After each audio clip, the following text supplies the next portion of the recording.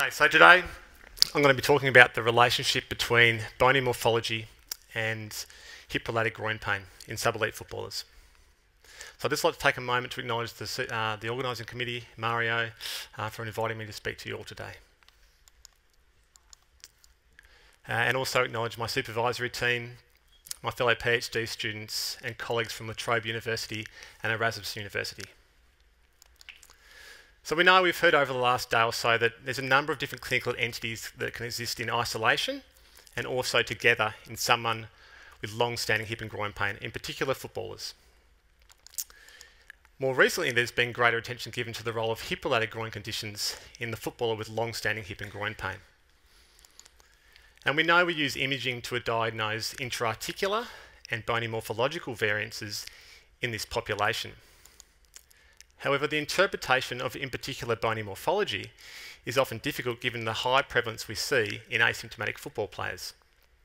And it's often considered clinically that when we see a symptomatic football player, that these bony morphologies are highly prevalent and are associated with pain and symptoms. But if we actually look to the literature, what do we actually know? So in symptomatic footballers, we see a high prevalence of bony morphology. But if you look a little bit deeper, the three available studies, two of them look at NFL athletes, so they can't be directly extrapolated to a kicking athlete. And lastly, and more importantly, none of the football players have clinical signs and symptoms indicative of hip-related groin pain. If we look at the association between these bony morphological variances and pain and symptoms, we know very little in this space. Only one study in NFL athletes has identified some relationship between the size of cam morphology and symptoms. Again, none of the football players had clinical signs and symptoms indicative of hip-related groin pain. So if we are clinically to manage these athletes, we firstly need to know what the prevalence of these bony morphologies are, and secondly, what is the relationship between these bony morphologies and pain and symptoms. So our study aimed to firstly report the prevalence of these bony morphologies in football players with and without hip-related groin pain, and secondly, to determine the association between these bony morphological variances and pain. We recruited male and female sub-elite soccer and AFL players, aged 18 to 50, competing in organised competitions from 2 states within Australia. We used social media platforms, print media, and attended local clubs and organisations to recruit our participants. To be included as a symptomatic football player, the player needed to have greater than 6 months of hip and groin pain with clinical signs and symptoms indicative of hip-related groin pain, a positive Fadea test that reproduced their familiar, common hip and groin pain, no prior hip surgery, and no other significant hip condition. To be an asymptomatic footballer, they had no history of pain, a negative Fadea test, and no prior lower limb surgery. Each player underwent a standardised AP pelvis X-ray, a done 45-degree X-ray, and also completed demographic and patient and hip and groin specific questionnaires. We use modelling software to analyse the bony morphology, with the alpha angle used to determine the presence of cam morphology, and the lateral centre edge angle used to determine the presence of pincer and acetabular dysplasia. We define cam morphology with an alpha angle of greater than 60 degrees, pincer morphology as an alpha angle of greater than 40, and acetabular dysplasia as a lateral centre edge angle of less than 20 degrees. We analyse between group differences in relation to their demographic and patient outcome measures. We report prevalence per hip. Today we'll report prevalence per hip. We use regression models to determine the association between the bone morphology and pain. Okay, so in total, we've screened 603 football players with hip and groin pain. We subsequently included 187 in our final symptomatic cohort. We matched 55 asymptomatic control footballers to that symptomatic cohort.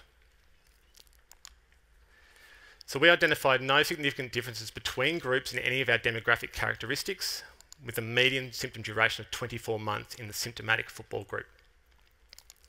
If we look at the patient-reported outcome measures, there were significant differences between groups in relation to the IHOT33 and all the various Hagos subscores. Now, just to orientate you to the bar chart, on the y-axis is the prevalence of the bony morphology, the red bar chart represents the symptomatic football players, and the green bar chart represents the asymptomatic football players. So as you can see here, there is no difference between groups if we look at the prevalence of bony morphologies in players with pain and players without, and hence no association between pain and the bony morphology. If we look at large cam morphology, again, there is no difference between groups and no association between the large cam morphology and pain. Now, if we cover the acetabular morphologies, we saw 7% of the players with pain and without pain had pincer morphology. Again, there was no difference between groups and no association between the bony morphology and pain. And finally, very few of our athletes had acetabular dysplasia. Again, we found no difference between the groups and no association between pain and this bony morphological variance. So there's some considerations when we need to interpret our results. So when we think about the clinical diagnosis of hip-related groin pain, we know there are limitations in our clinical exam and using symptoms to base our diagnosis. But until we have better methods to do this, we need to use consensus statements like the Doha and the Warwick consensus to guide our our treatment and our examination of these athletes. So in summary, cam morphology is prevalent in sub-elite footballers independent of whether they have pain or not. Pincer morphology and acetabular dysplasia are rarely seen in a sub-elite football cohort, albeit with a predominance of male athletes. And importantly, hip-related groin pain is not associated with bony morphological variances in this sub-elite football cohort that we recruited. It highlights the importance of other clinical entities, and we heard Pierre talk yesterday about the importance of other entities in this population.